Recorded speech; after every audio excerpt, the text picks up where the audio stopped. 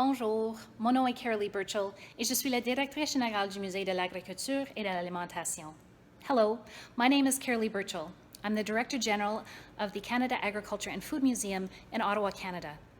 I use the pronouns she, her, and for those audiences with visual challenges, I am filming this portion of my presentation in the Food Preservation, the Science You Eat exhibition. Before I begin my presentation for the Aima 2021 World Congress, I would like to first acknowledge that I live and work on the traditional and unceded territory of the Algonquin Anishinaabe people.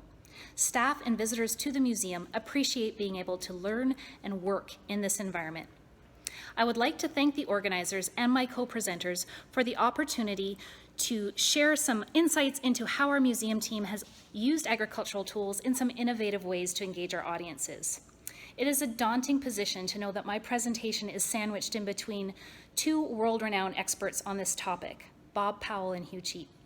My objective with this presentation is to take a completely different angle on working with agricultural tools, and as such, I will be referring to our visitor experience work and the sometimes Herculean task of capturing the curiosity of audiences of every age, background, interest, and attention span.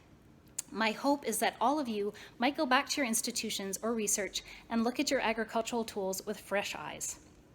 To this end, I will be using a broad definition of tools to mean something used in the practice of a profession, or in some cases, the means to an end. Yes, they are tangible objects or instruments that were invented and refined to serve a particular purpose, but perhaps they can have another legacy to serve as snapshots in time of the science, materials, market demands, environmental studies, and industrial practices of a particular time as we all interpret agricultural heritage for and with a public that is often far removed from the farm. The museum is located on a 400-hectare active science research station only minutes from Parliament Hill.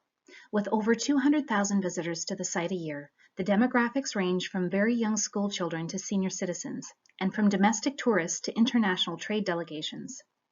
As such, the museum curators and visitor experience staff are always on the lookout for new ways to pique the interest of a wide diversity of guests.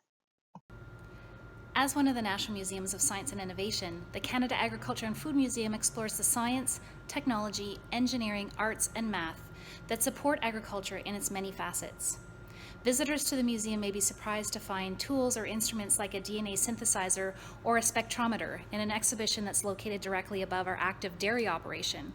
However, the museum team feels it's very important to show these tools as they help us talk about the many careers that support agriculture and the products that we all rely on for our quality of life. Scientists, researchers, nutritionists, producers, and entrepreneurs of every stroke are required to tell the story of agriculture in Canada.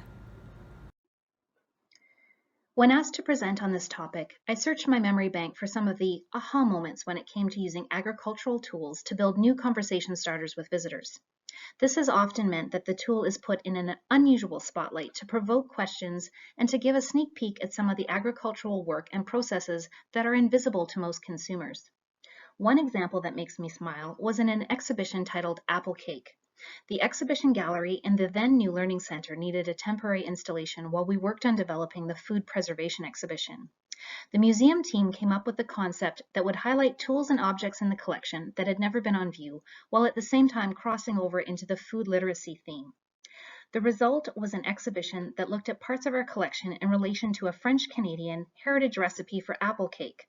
The premise was that visitors received the recipe to make apple cake at the entrance to the exhibition and then learned what production, processes, tools, and labor were required for each ingredient.